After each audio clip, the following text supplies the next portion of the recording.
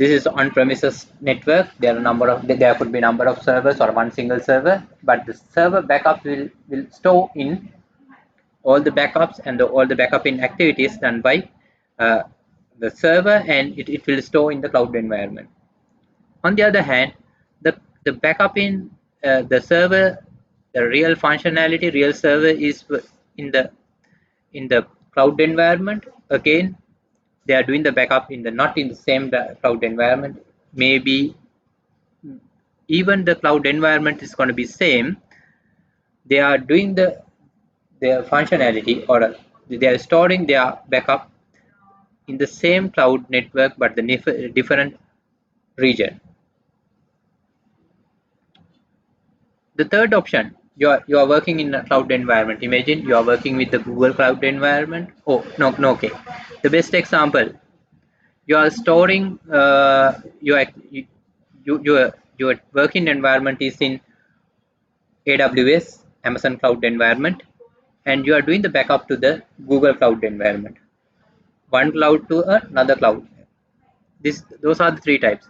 On-premises to AWS. You are working in the same cloud environment. You are working in the AWS. Your server is in the AWS Singapore, and your backup to AWS Japan. This is something like totally different. Your server, you are in the AWS cloud, and you are backup to the Google Cloud. So imagine to do the recovery, do the disaster recovery, you should have additional servers.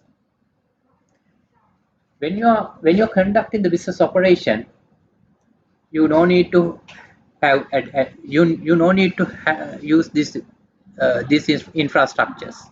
Imagine you need to have extra disk space, extra hard disk for the backup. Imagine you are taking a backup to your hard disk. You need extra hard disk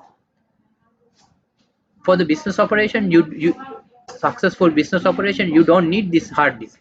This hard disk you especially develop or design for the backup purposes. It means you need extra resource. Extra resource means extra cost, extra effort, and extra money. So when you are doing the backupping with the AWS suggests you to use S3 bucket. S3 bucket is very inexpensive bucket to do the backupping thing. Migration mean we have discussed what is the migration. It could be a version change, it could be a technological change, it could be a new update, or anything can consider as the migration. And you have to do the rapidly modification, and when you are doing the migration, it will impact for the business. So your objective is to minimize the impact for the business. Why we are using Amazon redundancy service or Amazon recovery service? The first thing is Amazon recovery service providing the space and the processing power for the less amounts of money. The cloud environment, you can achieve this one.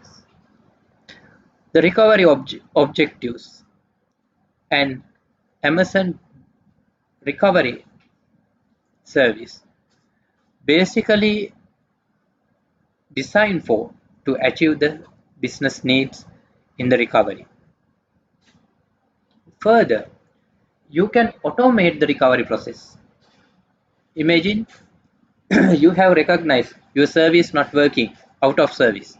Automatically, you can execute the recovery program or a project or a process.